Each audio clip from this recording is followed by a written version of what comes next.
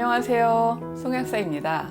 요즘에 제가 하는 건강법 중에 확신이 더해진 방법이 있습니다.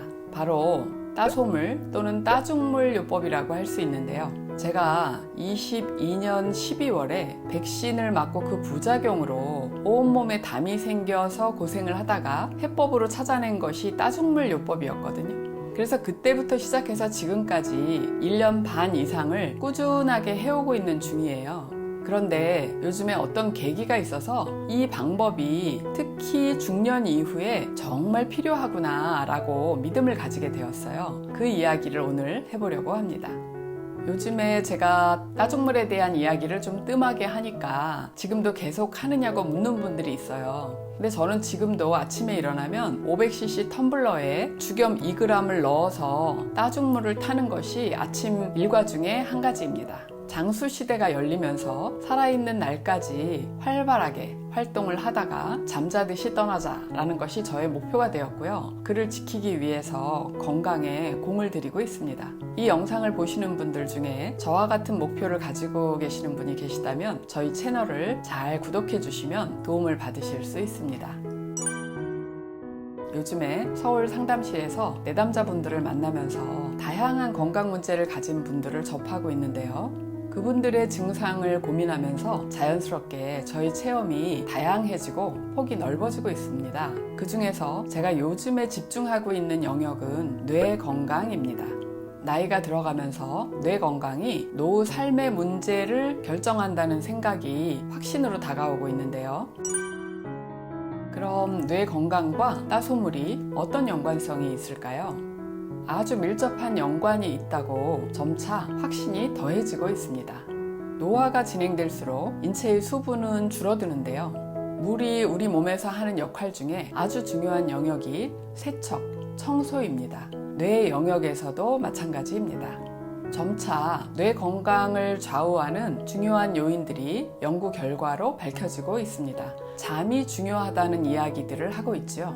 우리가 깊이 잠든 사이에 뇌세포와 시냅스가 수축하고 뇌척수액이 그 사이로 흘러들어가서 쌓여있는 독성 물질은 베타 아밀로이드와 타우 물질들을 씻어낸다고 합니다. 이러한 연구 결과들을 보면서 뇌척수액의 순환이 뇌 건강에 얼마나 중요한지 실감을 하고 있는데요. 실제로 파동 테스트인 AK 테스트를 적용해보면 머리 쪽 전두엽, 측두엽, 후두엽, 전정부까지 뇌의 에너지 상태를 알 수 있습니다.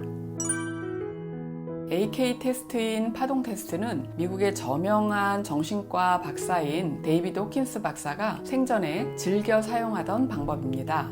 이 방법은 양자 물리학적인 원리에 의해서 우리 몸의 파동 에너지를 측정할 수 있습니다. 현대의학의 진단법은 대부분 뉴턴 물리학을 기반으로 하는 물질, 육체에 적용할 수 있는 검사법이고요. 파동 에너지를 보는 것은 양자 물리학에서 원자 수준의 에너지에 적용하는 이론이어서 현대의학에서는 아직 적용이 불가능합니다. 그렇기 때문에 파동 테스트에서 찾아지는 결과를 병원의 현대의학적인 진단으로 교차 테스트하기는 어렵지만요. 아직 미병 상태를 알아내어 미리 건강을 지켜가는데 도움을 받으실 수 있습니다. 이 파동 테스트를 했을 때 두뇌 부분의 에너지 저하가 진행된 분들은 기억력 저하가 심각하고 스스로 치매로 진행될까봐 걱정하고 있는 분들이 많습니다. 이 분들의 또 다른 공통점은 뇌척수액의 순환과 골수 에너지 저하도 같이 드러나고 있다는 점입니다. 이 부분은 우리 척추에서 7번 경추 하단 대추혈을 짚고 에너지 테스트를 해보면 알 수 있습니다. 이 경혈점이 골수 에너지를 확인할 수 있는 척도라고 찾아졌을 때만 해도 반신반의했었는데요. 점차 저희가 파동 테스트를 적용하면서 실감을 해가고 있습니다. 왜냐하면 여기서 에너지 저하가 드러나는 분들이 기억력 저하나 인지력, 판단력 이런 쪽에서 문제점을 호소하고 있기 때문입니다. 실제 여러분도 측정이 가능한데요. 고개를 앞으로 숙였을 때 가장 튀어나오는 뼈가 경추 7번이고요. 경추 7번과 흉추 1번 사이 좀 들어가 있는 부분이 대추혈입니다. 그 자리를 한 손으로 짚고 다른 손을 수평으로 펴가지고 누군가에게 눌러달라고 했을 때 팔의 힘이 유지된다면 골수 에너지가 건강한 거고요. 팔의 힘이 힘없이 빠진다면 골수 에너지가 저하되어 있다라고 보시면 됩니다.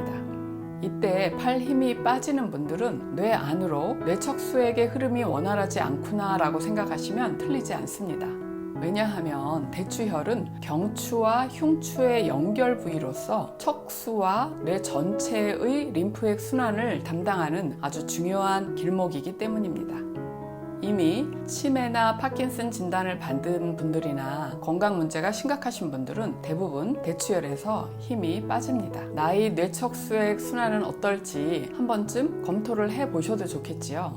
대추혈에서 팔 힘이 빠지는 원인은 여러 가지가 있을 것인데 그 중에 한 가지가 뇌척수액 고갈입니다. 대부분 노화가 진행된 분들에서는 대추혈에서 힘이 빠지는 원인으로 뇌척수액 고갈을 의심할 수 있습니다. 뇌척수액 고갈이 일어나는 원인은 그럼 무엇일까요? 뇌척수액은 림프액의 일종으로 소금물이 베이스입니다. 나이가 들면 누구나 체의 수분이 줄어가기 때문에 자연스럽게 혈액이나 체액, 림프액이 줄어드는데요. 그 정도가 빠르게 진행되는 경우가 평소 물을 안 마시는 분들, 그 중에서 특히 체액의 구성 성분인 소금물이 부족한 분이라는 것입니다. 대추혈에서 팔 힘이 유지가 안 되는 분들이라면 따뜻한 소금물 요법을 충실히 실천해 보세요.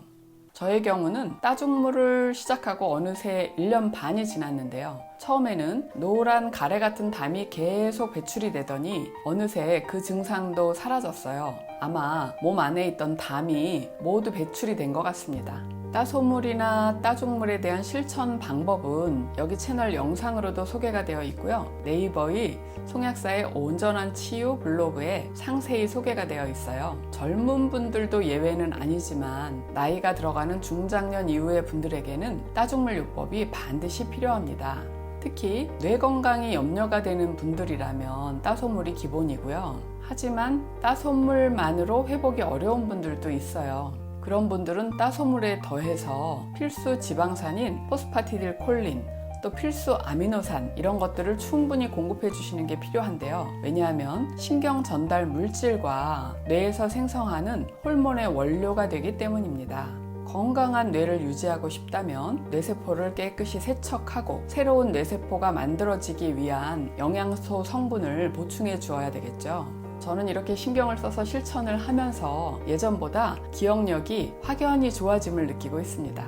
예전에는 매번 그거 이렇게 말을 했는데 요즘은 그거 한번 하면 그 단어의 이름이 선명하게 떠오르더라고요.